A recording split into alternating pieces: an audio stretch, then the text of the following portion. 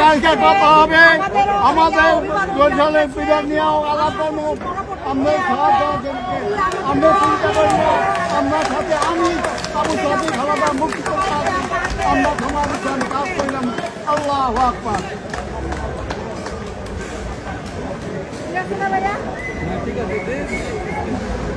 দেখাই গেলাম কেমন হয়েছে? হ্যাঁ